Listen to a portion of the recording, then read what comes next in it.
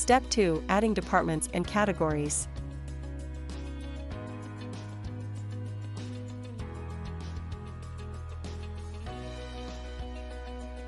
Click Add Department.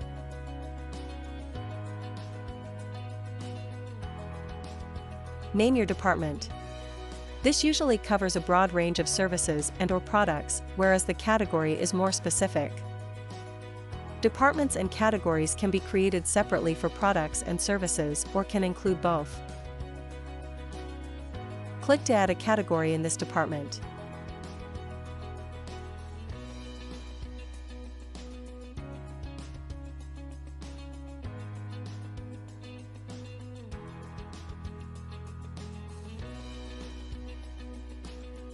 You can change the appointment color for services in the selected category. Click Save once done.